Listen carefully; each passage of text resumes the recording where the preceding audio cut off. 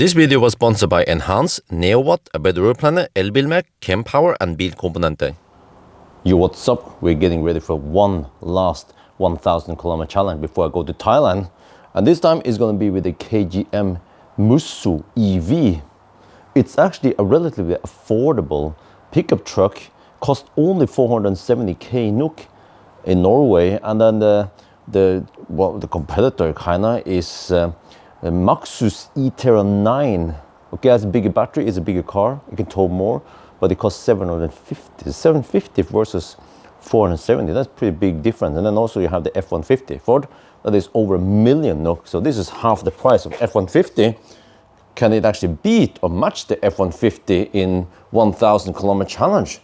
Well, we'll see. We have a relatively small bed compared to the other cars. We actually have okay space in the back here, not as big as some of the other, but it's still pretty good. It acts actually like the Korean cars. Here we have OBD-Link LX. Oh, stop it. We have a car scanner here showing some battery status. This is LFP battery, 83 kilowatt hour. So it's bigger than the previous gen I tried earlier, which was the Torres EVX. So 18 to 19 degrees Celsius in the battery, nice and warm in the garage. And then we will start soon. I think we'll just go the Ioniq route, just go to Strømstad actually, only 172 kilometers, and then we charge there. Wait, where's the clock? There's no clock here. That is arrival time in AM PM. There is no way to switch it to 24-hour. If I go home, there I see the clock. Okay, let's get ready. Start at 10:30 then.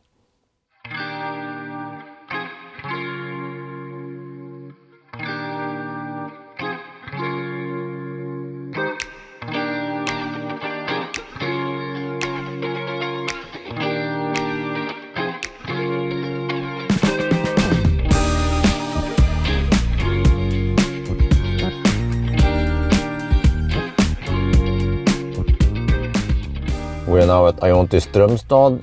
First charging stop is already over here. Oh shit. But yeah, we see a nice charging screen here. Yeah. And then we can see in car scanner that the battery heated up. I didn't preheat. I can show you that if you do the swipe down here, there is this preheating button here. But it was not active probably because it was already hot enough. So yeah. So according to spec, it's supposed to take only 120 kilowatt, but ooh, look at this. Yeah, just like when I did the range test, right after I did the charging test, it will ramp up now to 260, supposedly. I get like a boost, and then it drops. So, but man, the consumption is kind of high, so we have massive headwind, but it's crazy, man, because, wait, huh, what? I don't see outside temperature now that we are charging, what the heck? But it's 7 degrees Celsius outside, and this is 23rd of November. You know, it's supposed to be winter wonderland, ho ho ho over here. Wait, huh? Wait. Well, this time I'm not getting that 160 kilowatt initial boost, but at least I get 138. I'll take it. Wait, see here. It says, choose your French. Oh, I think I want to get some French hot dog now. Well, yeah, the car beeps at me because it is on. And I left the car with the key. You know, it actually acts very similar to a Kia or Hyundai. But I don't think SsangYong, which is the former name of the KGM, has any, like, I don't know, anything to do with Hyundai Kia. Okay, anyway, I guess I'll... what the heck, man? Huh? Wait, I'm getting way better charging speed now than when I did the charging test earlier. Huh? Look at that. Maybe it was actually Colgating on that test, because it's supposed to just quickly boost to 160 kilowatt and then it plummets. Wait, maybe this is the boost I'm getting. Okay, well, let's wait a minute or two. Yeah, there we go. And now supposedly it's gonna drop. Wait. Huh? Wait. I thought it's gonna drop to 120 kilowatt, but it actually stays higher. Because I think in the charging test, I had around 20 degrees Celsius here. Ooh, this is great news. It seems like it's charging faster than expected. Ooh, wow. Can we actually beat the e-Niro 9 and even the F-150 Lightning? We shall see, but now it's hot dog time. Wait, now it's dropping. Oh, you can still kind of maintain the speed. Wow. And that now sounds like the cooling kicked in. The HVAC is off. So now it starts cooling. I'm not sure if this is the inlet or what's going on now. I went to Circle K, went to the restroom, and then I wanted hot dog, but they didn't have it. So I had to go for this. So maybe I'll get some hot dog on the next stop. But this is more normal charging speed. Yes, this is what I recorded earlier, 120 kilowatts. Wait, at 48%? I'm not sure. Yeah, I checked with the earlier recording, and at 50% we should throttle to 100 kilowatts. So when it's flat-ish, yeah. So I think from what I calculated, the best speed or deal is to charge to 60% roughly. But then I might want to go for 65% because we have so strong headwind now, it's pretty crazy. And then I need to go to speculator. Wait, I should have it here in the, there's Ioniq. Wait, where is the, I navigated to speculator before, but maybe it didn't remember it. Huh? What? No, what the heck happened here? Ioniq, speculator. There, I found it. But this car, it's like ancient Korean secret in here. There's no estimation on how many percent we will arrive with unpaved road. No, that's not true. Okay, whatever. Just says that we will be. Where's the destination? I mean, what's the distance? This is so weird, man. There, 118 kilometers away. Okay, so I'm gonna do the quick math here. If I assume that we're gonna consume 400 watt-hour per kilometer, then we need around 50 kilowatt-hour, and we ain't got that yet. In it, you need to charge more. Well, we're good to go. That took 23 minutes. Yes, we are in this ballpark with this car. We've been driving for a little bit, and man, it's raining cats and dogs here, but at least it's 6 degrees Celsius outside. But look at the consumption. 522 watt-hour per kilometer. Holy macaroni, this car is thirsty. Well, we have headwind, but didn't expect that high consumption. Hopefully it will stabilize, right? Right? We still have 84 kilometers left. And then GOM here is totally lost. There's no way you're gonna drive 164 kilometers. We'll get maximum 100 kilometers. Yeah, especially because we have 55 kilowatt hour left. 519 watt hour per kilometer. But you guys need to stay tuned for when we enter the 120 kilometers per hour speed limit zone around Varberg. Will we hit 600 watt hour per kilometer? We shall see.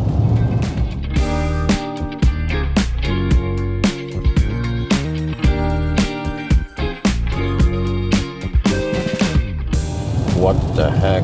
We're getting close to Chile, and we are still 32 kilometers away from Speckerud. And well, GOM, we cannot trust it, 56 kilometers left. But yeah, I just realized that we have around 8 meters per second headwind, dead on headwind more or less. And that causes the consumption to go sky high, 479 watt hour per kilometer. Okay, this car underreports by 2%, so it's actually only 465-ish or something. Still quite high, man. So I think we have to give up Speckerud, and we have to bail out at Ljungstile. Yeah, oh man, and see here we have only 12.6 kilowatt hour left, but I actually don't know if we have 12.6 or if it's around 10 kilowatt hour left. Yeah, but okay, I guess we'll bail out.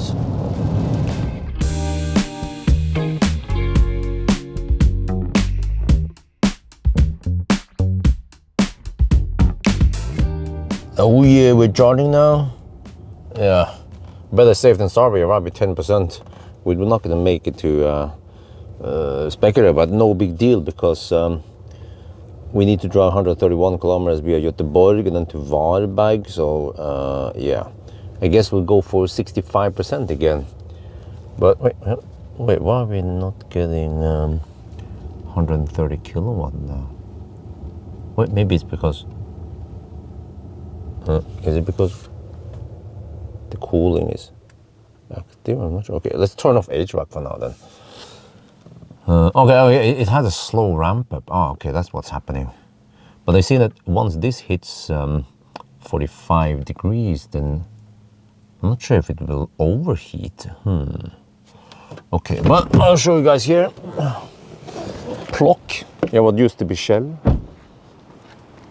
Or actually, and I think this was never Shell. ST1 now, of course, yeah. So, nice Kempower chargers, huh? Yeah, and then also some recharge over there, but I think those have not been upgraded. So these are 400 kilowatt, 800 volt capable. Yeah, you can see here that if you have 400 volt car, you get 200 kilowatt, and then 800 volt car is 400 kilowatt. Wow. Okay, it's raining, so let's get inside here and chill. Wait, do I need to go pee maybe? Maybe I'll do that first. What the heck, man? I went to the restroom, came back to the car, and as I was scanning the QR code, the charging stopped. I had to restart again. It was relatively quick though, but I wonder if I accidentally hit this button. When you press and hold it, it will stop charging. It's kind of clumsy that it is. I mean, it's very convenient though, but you could accidentally bump into it. So at least we are up and running again, but let's see. The charging screen disappears, so we have to fire up the car, and then there is a warning that you cannot start the car because it's charging. Why does an EV even have a start-stop button? Ich weiß nicht, but okay, this is what you're supposed to get. I mean, yeah. 120 kilowatt, 121 flat, right? Okay, now we wait another, I don't know, 15 minutes or so. And also, I don't know what's up with this, but car scanner with this car will actually bug out very often. Or it just hangs, or it gets no data. So then I have to stop car scanner, and then, well, disconnect first, stop car scanner, and then actually restart it, and then also unplug and reconnect the OBD adapter just in case, and then usually it starts again. So it only happens with this car. All the other cars I used it on, they are rock solid. But now I get a little bit of moisture in here, so I want to fire up the HVAC. You can hear that it changes slightly, the sound. Let's hope that it doesn't rapid gate. 42 degrees Celsius now. Wait a minute. Just a minute ago, I had 110 kilowatt here. I was like, huh? That is a bit lower than normal. And if you look on the Kempower screen, oh, gee, focus. It's 122 kilowatt. And it seems like, this screen also reports what comes from the charger. It's the same behavior as Kia and Hyundai. But okay, 118 kilowatt, right? And HVAC is running. So watch now. Okay, I'm gonna turn off HVAC. Broop. 119. Okay, there's some cooling going on. But when I saw 110 here, right before I shot it, as soon as I stopped HVAC, then it jumped up to 120 again, 119 or something. So it's doing a leaf thing where whatever the car is capable of pulling, it will pull that from the charger, and then any additional power, for example, to HVAC, is then reduced, or how do you put this? It doesn't pull extra power from the charger to keep the car nice and warm. Well, we're back on leaf tech then.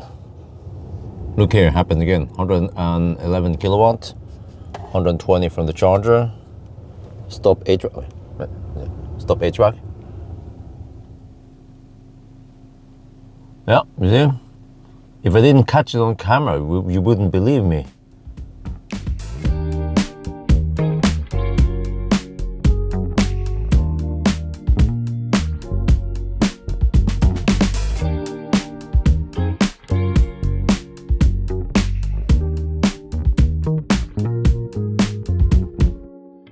We are getting close to Varberg now. We're still 24 kilometers away, and well, the GOM says 51 kilometers, but man, I'm not sure if we can make it there. So we're down to 13.7%. I mean, I even charged 69% on the previous leg. And man, it seems like this car is affected by the wind, like a lot, like most pickup trucks. So it'll be interesting to test the Cybertruck one day, because Cybertruck seems to actually be a lot more efficient than these boxy traditional pickup trucks. But man, I also have to comment that the headlights here, or rather the candle lights, they are so weak. Oh, you need to get a laser Elite 18 Plus LED bar. Yeah, barely legal. I'm gonna show you here. Okay, now we are on low beam. Let me just clean the windscreen a bit. Okay, we are on low beam, and then wait, keep coming cars now. Wait for it. Wait for it. We have to check here. Are we good? Are we good? 47 kilometers. It start dropping fast on range. Okay, boom. That's it, man. Did you see a difference there? No, barely any difference. Also, there's this weird lag when I press. Wait. There's like a half-second lag. Why? Because when I pull it against me, then it's instant. Oh shit! 7.6% left. 8 kilowatt hour left, or I don't know how much. Maybe those 8 kilowatt hour is including 0 mile buffer. So I found a van to drive behind now, just to get a little margin. Yeah, and I get the feeling that the kilometer here drops faster than the remaining kilometer here, so it's still 13 kilometers away. Okay, let's camp behind this van for a couple of minutes before we speed up. What the heck, man? It's doing the Asian thing. You see, at 6% left, we just see dash. So now we have no idea how much range we actually have left. Let's hope we can make it there. Eh? No, wait, what is this? Saved by the Baustelle. Yeah, well, normally I can deduct for any slowness on the road. So you see there's 50 zone coming up soon. And I can also drive behind this truck. Yes, okay, I'll deduct a couple of minutes. There was also that 1 minute slow, well, let's say I lost 1 minute on the previous stop because the charging stopped for no reason. So yeah, okay, legit to actually, or maybe it's a bit unfair to deduct now since I can barely make it, maybe not make it. But dude, this guy going at 30 kilometers per hour. What the heck, man? It's a 50 zone. Oh no, it's okay. I see what's going on here. I don't see ahead, but he needs to do the moose test. Okay, that's what's happening. Okay, seems like this wasn't too long, or wait, no overtaking. Okay, might just be 1 minute deduction here. No. He wasn't going at 30 kilometers per hour. I had 30 kilometers of range left. Okay, my bad. It is this scary uphill before Varberg. We are still 6.3 kilometers away. No indicated range still. 5% left. Can we trust this? 5.8 kilowatt hour. I have no idea, man. I'm just gonna go for it. Leroy Jenkins. Wait, no wait. There's another uphill further up there. Shit! Come on. I stopped it. The high beam sometimes doesn't register that I want to turn it off manually. But I didn't bring protection. I mean, I didn't bring EcoFlow. I've never run out of juice on a 1,000 kilometer challenge before. I don't want it to be the first time today. Oh, come on, come on, come on.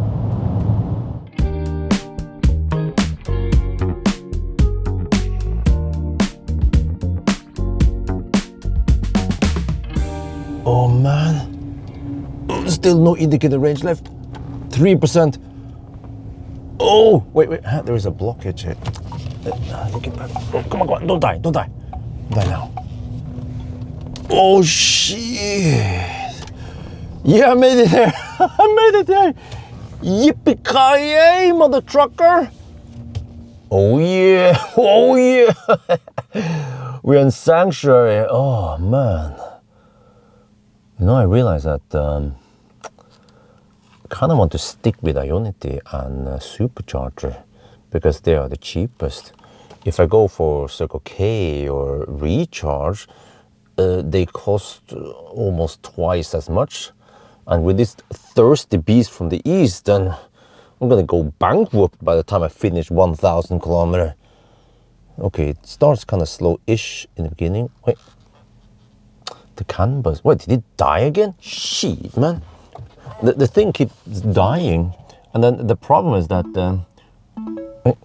stop blinging at me, but... yeah, it died again. Oh, so then every time this happens, I have to... No, it's... wait. I think it's... Is there something up? No, it's about to die. Yeah. So no values, disconnect. Wait for it. Okay, and then this, and then kill all the apps, and then disconnect this. I've experienced this in ScanMyTesla with Tesla before. Normally it's just because there's some data overflow. So maybe, I don't know what's going on here. Maybe the car just pushes too much data in the CAN bus and then the app just hangs. So, yeah. Okay, there you go. Now there's connection. Now we can see live data. Just want to see on the stats here. You see, nice and warm battery. I actually have not preheated yet during this challenge. It just heats up by itself. All right, all good. Oh, the Hulk is back. Yeah, this is not AI. This is actual video. Yeah, you see? It's the tritium charger, the old tritium chargers. Eventually one day they're gonna go extinct, but for now I can do the Hulk. Or what about the blue Hulk over here? We'll try. Okay, that doesn't look any special, right? But man, let me show you guys here. We're gonna go on that direction there, and then the wind is blowing right at us. Well, eventually we will get the tailwind, but we need to see now if we will hit 600 watt-hour per kilometer or not. Just gonna charge to 70%, or I don't know, at least 65%, and then we'll see. But you see, I have this cover here, the Musso cover, which probably improves aerodynamics, right? Rather than having it open. So, I mean, relatively said, this is still more efficient than the Maxus e-tron 9 and also the Ford F-150. This is the most efficient pickup truck of them all. Until I try the Suzuki D-Max. That's probably one of the last pickup trucks I want to test out. But yeah, I mean, it's still compact, not that tall. You can see it, it's like, yeah, it doesn't have that great ground clearance. And that's the cool looks in the front here. It's like, get out of the left lane. And then it'd be like, okay, I don't have enough juice. I have to go slow anyway. Always buy bananas. I have to maintain the banana box collection. Wait, one of them. Oh shit! Wait, one of the banana has a little wound there. It means that it has been popped. I hope I don't get a bad stomach from this. Oh, okay. This is the correct way to open a banana, like the monkeys do it. Now we wait. It's like you charge for 25 minutes and then you drive 45 minutes. Is that going back to 2019? Alright, we're good to go. It took half an hour to go from 3 to 64%. Ouch. Well, we're now in the 120 zone, getting close to Falkenberg. And the consumption is actually not that bad. Only 530 watt-hour per kilometer. When we are in the 110 zone, it was wet outside. The consumption was actually a little bit higher. So yeah, dry roads for the win. We are now on a concrete surface around Falkenberg, and well, the sound levels aren't that bad. For once, I'm not going to make an acceleration noise test video. I measure the noise around Jessheim Kløfta actually, and it was on 25th place out of 108 cars. So it's like in the top 20. I mean, it's like top 20%, yeah. And also the sound levels are relatively good. If you move over here, you can hear that. Okay, there's some rumbling, but this is actually okay. Yeah, nice. So for this low-cost car, low-cost pickup truck, I have to say it's pretty good. Oh yeah, by the way, I want to mention the D-Max as the last pickup truck. Well, there's one more pickup truck. Oh yeah, move over to the left lane. It's quite one more pickup truck we had to try. The ultimate Toyota Hilux. It has like what is it? Some 58 kilowatt-hour battery only. I was like, what the heck, man? I mean, even this Musso has only 83 kilowatt-hour, and the other pickup trucks they have around 100 kilowatt-hour. We need to test the Toyota. But man, I can see over here, and you guys can't see it, but we have headwind. Maybe not head-on headwind, but yeah, according to Windy, there's around 8 meters per second headwind. Quick math, you take meter per second multiplied by 3.6 and you get kilometers per hour. So it's like hammering at 150 kilometers per hour over here, wind-wise.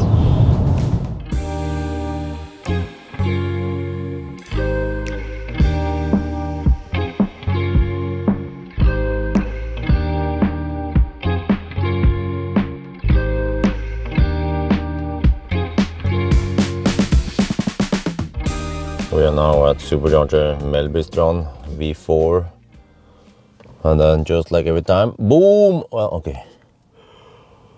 Well, maybe I'll take a nap now. I know I have roughly 20-25 minutes then. I'm back on the road, and this time I will attempt to go to the turnaround point and then go to Varberg. I'm not sure if that's possible, but we'll finally get some tailwind once we turn around.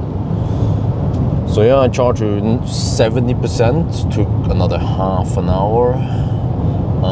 And then time, well, okay, this is clumsy. If you want to see the clock, the time there is then the estimated arrival time. So we have to go to home, for example. Yeah, here we see the current time. So you take the current time plus 1 hour and 28 minutes. So we are already past the 6 hour mark, and we even haven't turned around yet. Man, the reason why it was so slow is because we had so much headwind. So hopefully now we can ride on the tailwind and then go much faster back again. Whoa, we're at Hallandsåsen turnaround point, and we have snow up here, and it's slippery here. Oh shit! Shit! Would be nice to have winter tires on right now. Okay, let's get down to the lowland.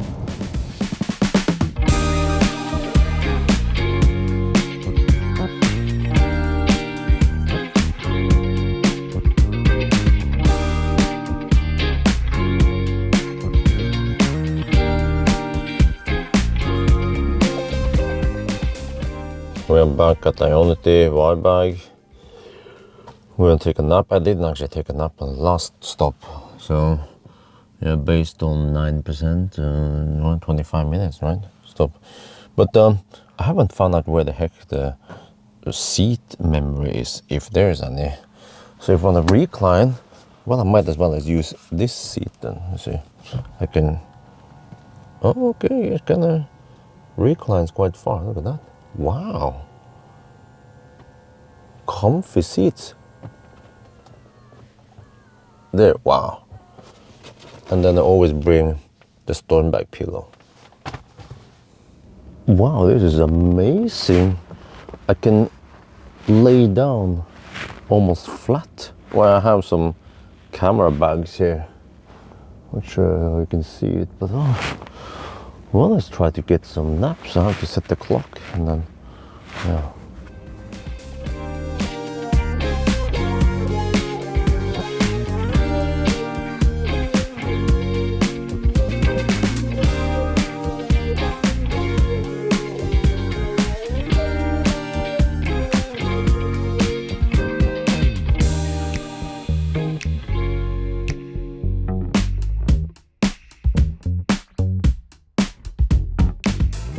We are now at Uddevalla. I never come here when I do 1,000 kilometer challenge because there's a slight detour, but now I feel like I had to come here. I had to deduct some time because I went over to the Supercharger V3 over there first and then that didn't work. So now I figured out that it's over here that the open superchargers are. Okay, I'll just deduct a couple of minutes. At least now I know. Okay, which one? Oh, V2 supercharger. Wait, I need to park like an idiot then. Shit. Okay, let's try this. You know, the reason why I came here is that I have 2.4% left, and if I want to proceed another 8 kilometers down the road to Hogstorp, then we might run out of juice, especially now that it's raining. Wait, is this working? I haven't tested V2 supercharger. Oops, shit. Wait, what's that? Click.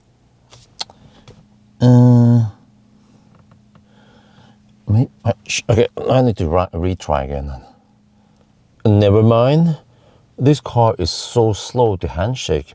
It's like fat e-tron. I also noticed it on the Ioniq and V4 supercharger. Handshake takes really long time. Okay, anyway, now we are charging. Oh, all good. And I figured out that for this car, you can just fire up the heater, no problem. It doesn't overheat the battery. It will just go. Okay. Man, is a vehicle. Okay, you cannot start it. Please start the vehicle after. Okay, well, no, I was reading something there, and then the message disappeared. Oh, okay, but yeah, the battery temperature, I've seen it go as high as 47 degrees Celsius, but then that's fine. But you see, because the charge port is on this fat e-tron position, then on these short cables with a V2 supercharger and also V3, I have to park like this. I park like an Audi driver, so no problem, right? But there are plenty of stalls here, so it's not like I'm gonna block for anyone else who needs to charge. Wait, is max open? Well, every time I charge, I see 130-ish kilowatt, but I never see that 160 kilowatt boost again. It seems like that was just a one-time boost for first charging session, and then from there, I guess you have too many punishment points. So yeah, maybe if we kept going for 24 hours, we see that boost again.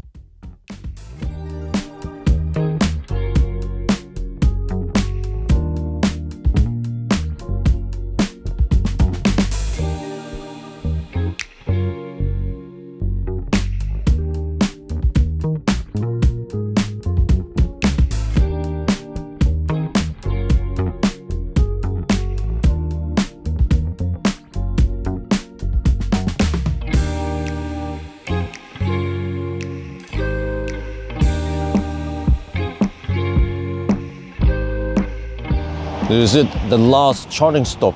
I lost count how many times we stopped. I think it's 6 or 7 times. Oh, well, we are now at Sarpsborg. Oh, it's still windy over here. Kind of cold-ish. Let's get inside the car. We arrived with 1.8%. Oh shit. Always go deep. Well, okay. Last charge stop now. Let me see. Well, I could just do this. Maybe yes home. Yeah, I usually 999 a little bit past yes home, but let me just navigate roughly Huset so I don't miscalculate or underestimate how much I need. Include toll. Okay, that's fine. 130 kilometers more. That's weird. We have done 800. No, that sounds better. Yeah. So the car underreports by 2%. So we have to count to 980 kilometers.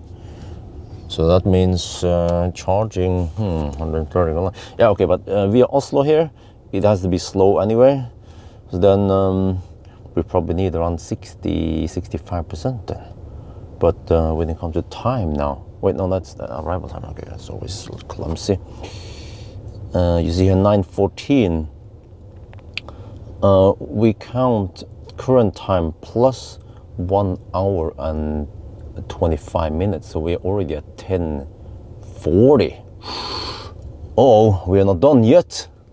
All right, we're on the move again. It's Sunday morning today, 9:42. So that means currently we are at 11 hours and 7 minutes. Ooh. Look at this. I noticed is that, okay, auto steer is active, but I don't have to touch the steering wheel. And it lasts for a really long time. Normally, if the cars follow the EU regulation, you have to touch the steering wheel every 10 seconds maybe. But here, I haven't counted, maybe several minutes. Well, so this car has Elon mode, has full FSD. Okay, or maybe not. Well, it actually does a pretty good job of driving here. Wow, impressive. So far, what I think about the car? Well, it has pretty good comfort for this price. Okay, over some bumps, it feels a bit bouncy. Maybe the suspension has been tuned for more load, but still, you know, it's not as bad as the Maxus ET90, the previous version, where the suspension was really uncomfortable unless you loaded the bed to the max. But here, like really good soundproofing, good comfort, good ride, good seats. Okay, charging might not be the best, the range might not be the best, but I mean today we had somewhat challenging driving condition, wet roads and wind, you know, that's not good for a pickup truck. But still, you know, given the price, I would dare to claim that this is the best bang for the bucks. Maybe for now at least, until I try the Isuzu D-Max and the Toyota Hilux. Yeah. But I mean, still after I try those cars, I think this Musso should be 2 thumbs up and possibly the best bang for the bucks. I mean, you can get 2 of these pickup trucks for 1 F-150 Lightning, you know? Just hire more workers. And then, okay, 2 of these can tow the same as 1 F-150. So, but then you have more flexibility, right? All right, let's do the countdown. 9991, 9992, 9993, 9994, 9995, 996, 997, 998, 9999, 1000, and then time 10:48. It becomes 12 hours and 13 minutes. We're gonna round it down to 12:10 because of some traffic and left lane huggers. So 1210. Oh shit. And the consumption, okay, we need to correct for 2% there. Well done for the cheapest pickup truck. Now let's go home. I have 13% battery left. Oh, I actually charged a little bit too much. I was expecting the car to be thirsty, but you can see that on the way back now. Last leg here, only 334, corrected around 325 watt-hour per kilometer. You see, when the speed is not too high and when we have tailwind, then consumption is not crazy high. So 1210, how fast is it? Well, unfortunately, it is slower than the e-Niro 9 and the F-150. And the F-150 was even a colder run, but we had quite windy and wet run. So maybe if we had better weather, it will be significantly faster, because the disadvantage with this truck is that we have smaller battery and also slower charging than the others. And that nice boost I saw on the first charging session, unfortunately, we didn't get it in the following 6 other charging sessions. So, well, it was a bummer. Maybe that could have shaved off 5-10 minutes if we could get it. But at least it was faster than the ET90, the previous version of the Maxus pickup truck. So, like I mentioned before, given the price of this truck, or whatever I should call it, it still performs really well. And actually, it's not that big and tall and long as some of the other pickup trucks. So it's more like slightly longer than a regular SUV. And also you have the comfort and the seating like a typical SUV. But then you have the pickup truck flexibility in the back. So it's actually interesting approach for a pickup truck. So I like it. Yeah, you guys could maybe check it out. I think they're actually selling quite well in Norway. RSA Bil, yeah, the importer. And I think there is like an even mix between businesses buying them and private people. Whereas I get the impression that the other pickup trucks, like almost exclusively only companies buy them. Private people, they wouldn't buy pickup trucks. Not in Norway. Yeah, in Thailand, yes, private people, they use them as family cars, and then if it doesn't have enough space in the cabin here, then they put the kids or other people or the in-laws in the bed, when we are driving, at 120, 150 kilometers per hour, not strapped on anything, Thailand only. But okay, anyway, this was unfortunately the last 1,000 kilometer challenge for this year.